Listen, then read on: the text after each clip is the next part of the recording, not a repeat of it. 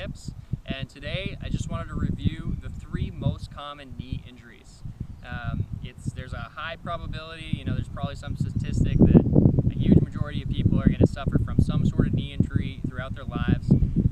All 3 of these are what we call chronic knee injuries. So they develop over time, and they're the kind that they just won't go away. So I'm going to give you, a brief review and then a few strategies to help you diagnose and treat each one of these. So the first one, and this one's the most common that I see, is iliotibial band syndrome. This is the IT band. It runs from your hip right down to under your knee. And what it is supposed to do is it's supposed to act as a lateral stabilizer. It's on the side of the leg. But unfortunately, in our culture, we spend so much time sitting and biking and sitting in a car and all these things that our hips get all messed up, and our legs, we develop muscle imbalances. So what happens is it ends up rotating our knees in, and we start to use this as a hip flexor instead of just a lateral stabilizer. And what this ends up causing is it causes pain down in here and right along the lateral side of the knee. And I've had it so bad one time I couldn't even walk for an entire day. It's terrible. The best way to do it, to treat it, is going to be using a foam roller. I've got videos on the foam roller. I'm a huge fan. If you're a runner, you've got to be using some sort of myofascial release technique, and the foam roller is the best one. The first time you roll out this muscle area with a foam roller, it's going to be super painful. I understand. If you do it every other day for 2 weeks, you'll get completely used to it and you'll be over it. I've seen this time and time again, so just suck it up for 2 weeks and you'll be good. What this does, it just smooths this area out and allows it to glide and be used properly as a lateral stabilizer. The other option, if that's not enough for you or you need quicker relief, is you're going to find a tight spot right down here, kind of right above the knee. And I like to use a friction massage. So I just find the tendon that's really tight in there, and I just take my fingers or my thumb, and I'm just going to work this area out. And that this spot right in here, anywhere from 1 to 3 inches above the knee on the lateral side, just gets really tight in there. If you loosen that up, it's going to relieve the tension down at the point where this inserts into your knee. I find that helps a lot. You can try it with a roller stick, or with a tennis ball or a spike ball. You can even try lying on the ground with the ball under it. A lot of runners do that. Yeah, that pretty much sums up lateral knee pain. I've had people who came to me, and 2 days later, they were back to doing whatever they wanted to do, no problems. So, try that out. If it doesn't work, I'll be surprised. But then again, everyone's different. Every injury is different. Feel free to, come to me and ask me questions. Maybe I've got some other tips depending on, your symptoms and your scenario. All right, secondly, moving on. This is called jumper's knee, and this is going to be pain right on the patella tendon. Call this patellar tendonitis. It's going to be anywhere between, the patella, this bone here, and the shin bone where it attaches.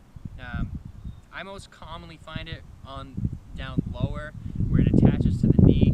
And what this is from, it's from jumping. You jump around, you do it too many times, and you end up causing little micro tears in here, and they start this inflammatory reaction which causes pain, and you just keep playing on it and practicing on it, and unfortunately it doesn't cause enough pain to make you stop, and it doesn't cause enough pain or inflammation to actually heal itself.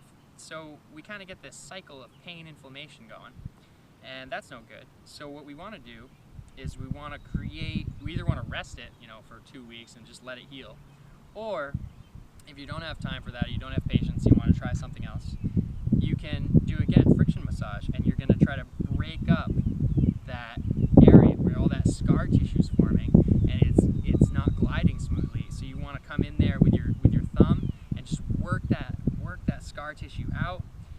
I've also, I can take a piece of metal, maybe a spoon, and just with some massage cream, and just glide this tendon right out. And Generally, most people, they're pretty pain-free within a week or two. There's obviously differences for every person, every injury, but that's proven to be the most effective solution in my experience.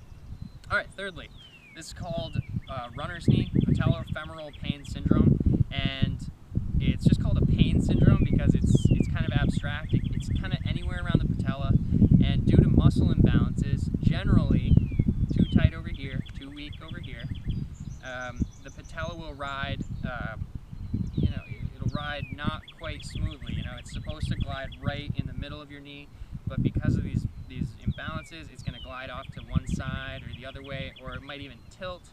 Yeah, it may be weird to think about, but your patella can actually tilt forward, backward, all these different angles. And what happens is the cartilage under the patella starts grinding against the cartilage on your femur. And this can be extremely painful. It sucks. I'm honestly thinking I might have some since I had surgery on my knee for an ACL tear.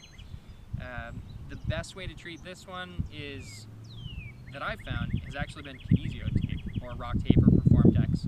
Some type of sport tape that is going to realign, and all you're doing basically with it is you're pulling the skin in a different direction, and that it either changes the way the patella moves, or it just changes the way your brain senses the patella, and through some physiological connection, it makes your muscles activate in a way that changes the movement of your patella. Most research will say that sports tape on the knee does nothing to the patella, and yet you have an 85% chance of decreased pain and higher performance. So try it. If it works, great. If it doesn't, that's unlucky for you. Find something else. So yeah, those are the three types of knee pain. We got iliotibial band syndrome, jumper's knee, patellar tendonitis, and patellofemoral pain syndrome up in here.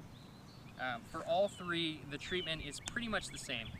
You want to strengthen the hips and the ankle joint because the knee is a single jointed, it's a single direction joint. It only bends in one way, and the ankle and the hip are the ones that are moving in all these different directions. So generally the knee, if you've got a problem at the knee, it's not caused by the knee itself. It's caused by something at the hip, the ankle, muscle imbalances, and all the above. So the best things you can do are functional exercises, squats, single leg squats, lunges, skater hops where you hop side to side like a skater, the airplane stretch, you can see that in my dynamics movements video, chicken squat stretch where you squat down with one foot over the other one. That one's a great one. Another great step exercise that you can use to strengthen the interior muscle, the VMO. This one's the best one that I've seen. And you stand up on here and you just touch your heel. Just drop in that opposite heel, and that really focuses this muscle more than any other exercise that I've seen, even just a leg extension like that. So those are just a few exercises to get you going. Naturally, you should be foam rolling the muscles of your quad and hamstring and IT band all the time, just to stay loose and keep your body flexible and maintain that freedom of movement that we want, so that you don't have any limitations which are going to cause pulling and pain. So yeah, that's it. If you have any questions, comment below, go to the website, shoot me an email, tweet at me, whatever is your style. I'll be happy to respond, and I wish you the best. Awesome.